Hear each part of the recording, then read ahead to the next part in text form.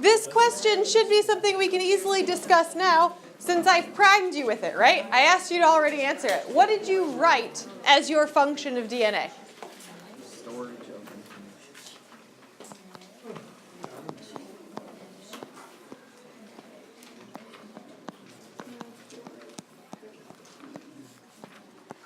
All right, so I got one, storage of information. How many of you are like, yes, I agree with that? I agree. Okay. What information? Genetic.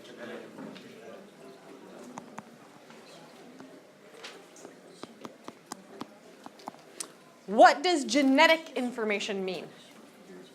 Genes.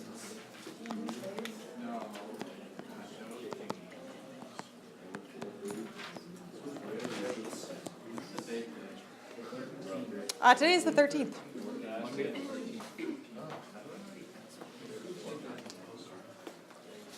So what you were telling me is that all your DNA is stored information for traits, but how does it get used? If we store it, how does it get used and what do we do with it?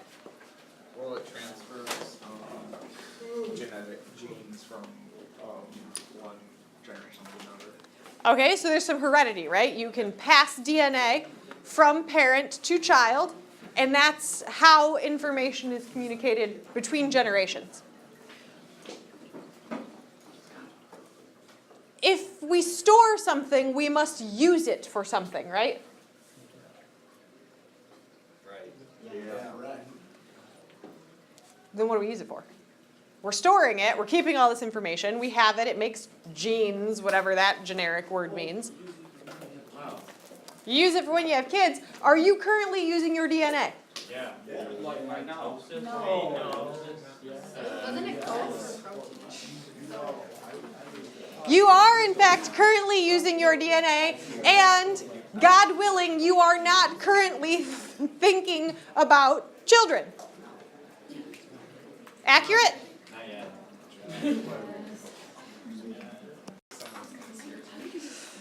You have no idea. You're not alone in that. So your question was, doesn't it what? Code for protein. Hello.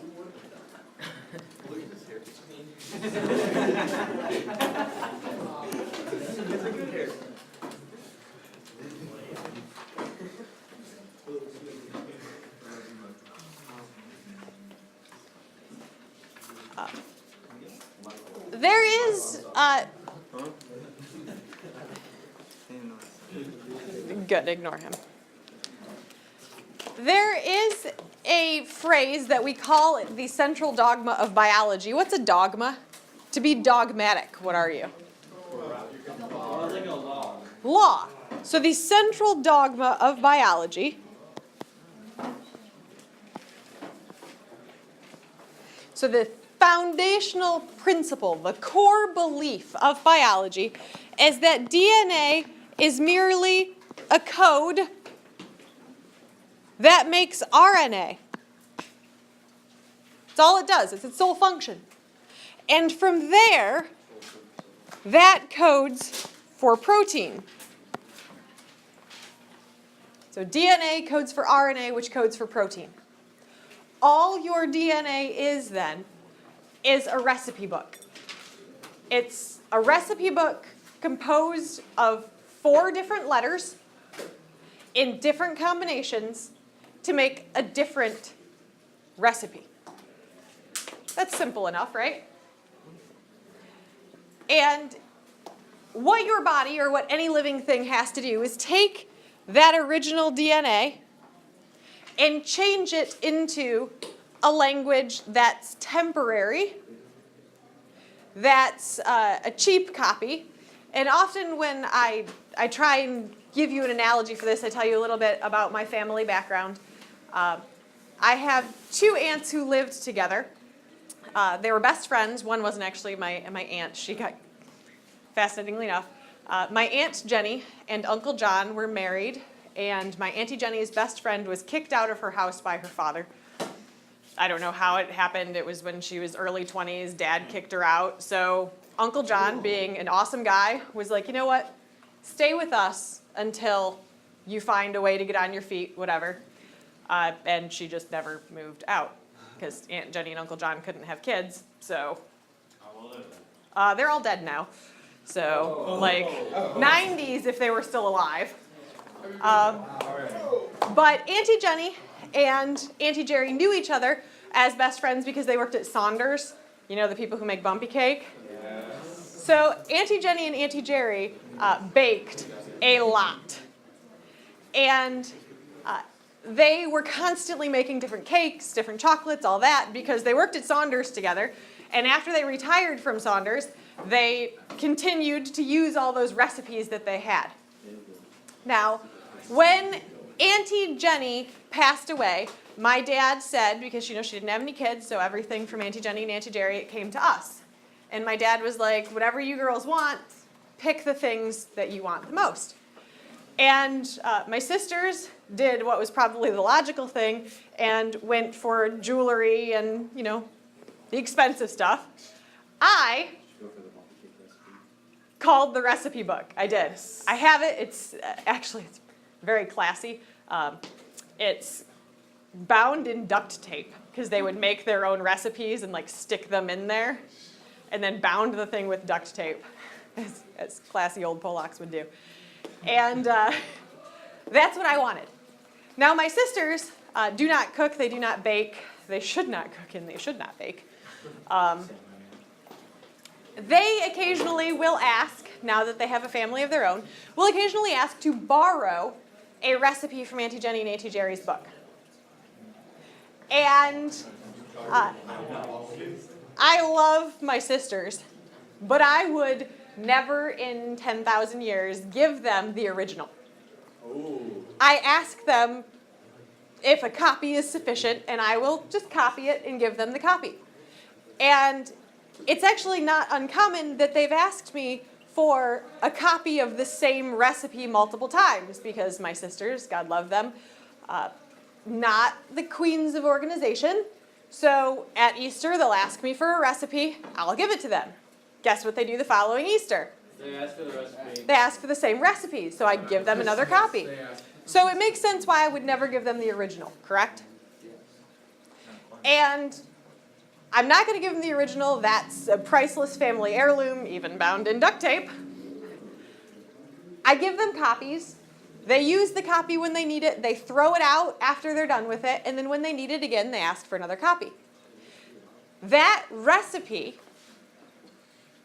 gets used to make whatever it is, whether it be bumpy cake or that weird coconut cake that I don't really know why they actually want. Yeah, it's not. I like coconut, but it's not. There's something about it that's just not quite right. There's no chocolate. That's the sad part. Yeah. See. So you can understand then that they don't use the recipe to fulfill its purpose. Like, you don't eat the recipe. You eat the product of the recipe, correct? If you eat the recipe, you may end up on My Strange Addiction. Like, that's not normal. The one that disturbed me most was the woman who ate drywall. Like, she'd eat her walls. Drink windows. There's a girl who drank plastic bags, but I feel like So now that we took that little trip down My Strange Addiction, this makes sense, right? You get it. There's a recipe. There's a good original that we keep safe. Truthfully, anything that is considered original recipe, like Coca-Cola has an original recipe. The secret sauce at one of the fast food chains, there's an original recipe. Those things are locked in vaults. Yeah, they're locked in vaults. They do not leave. Are there planktons that try to get to it? Exactly like that. Strangely enough, that's a true scenario, or at least it's a plausible story, because there are companies who do that have an original recipe, that keep it hidden, keep it locked, and only give out temporary copies. This is exactly what any living thing does. In its nucleus, it has one good copy of a thing called DNA. The body needs to use it to make a particular protein depending on what the body is being called to do. So that good copy has to be turned into a temporary, cheap, disposable copy. So here's our good copy, DNA. Here's our temporary, cheap copy that's disposable, recyclable. That's RNA. And the product that gets made is not paper and pencil. The product that gets made is protein. It's a different chemical that has a use. So we went from my original recipe in DNA to the temporary copy, which is still in the same language, right? A similar language. I went from Auntie Jenny and Auntie Jerry's ballpoint pen on loose leaf to whatever my sister's copy is written in. So different pen, same language.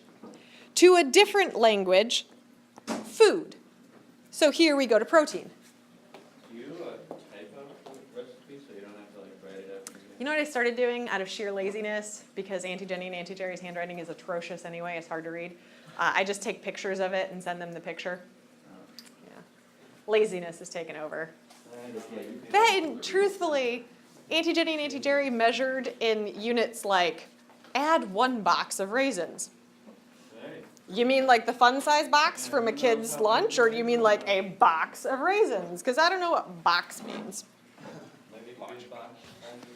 So now I just, especially since, mind you, the size of a box of raisins in what, like 1940 something, doesn't mean it's the size of a box of raisins now.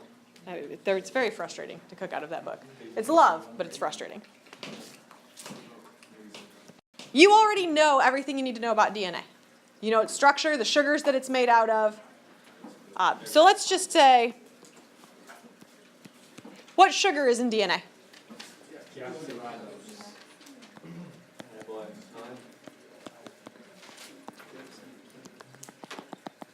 What's the structure of DNA?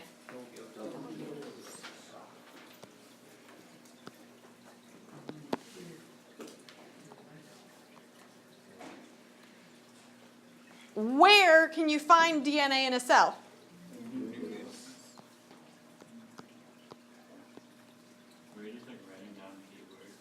Well, these are all the things you know about them, right? The sugar is the first one. The next one is the shape, the structure. The third one is where do you find it? The fourth one is what nitrogen bases are there? A, T, C, and G.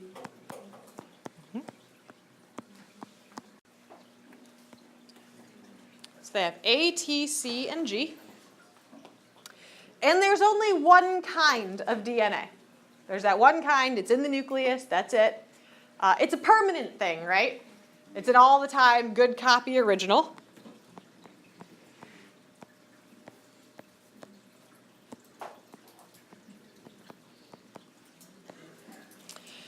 As the body takes the DNA and turns it into RNA, there's just a couple of differences.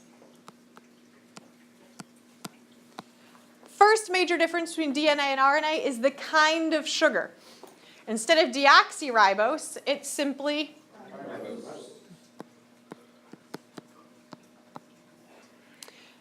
It's not in the form of a double helix. It's a single strand.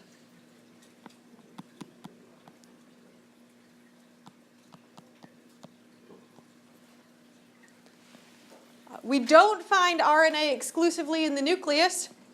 Instead, it's in the cytoplasm. It's made, one type is made in the nucleus and then sent out of the nucleus to the cytoplasm. It has adenine, it has cytosine, it has guanine, but instead of thymine, it has uracil. So anytime that there would be a T in RNA, we replace it with U.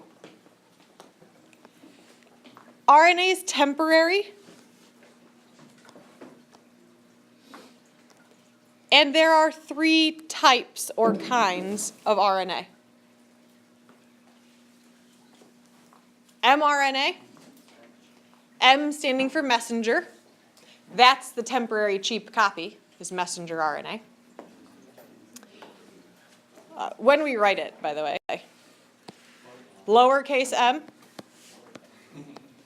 capital RNA. Lowercase r,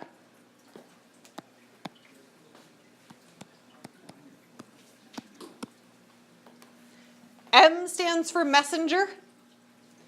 R stands for ribosomal.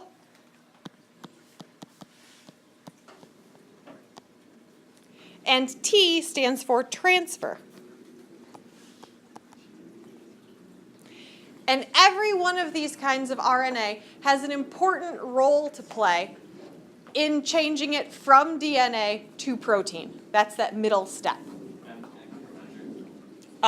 Messenger.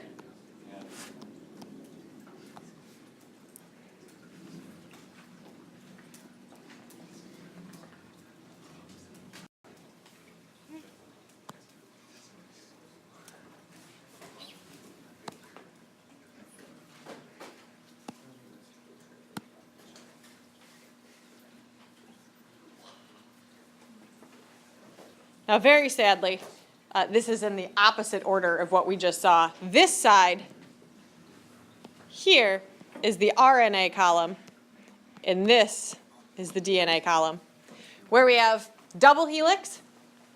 We have our nitrogen bases. So this is just the picture version of the chart that we made, so you can compare and contrast DNA and RNA.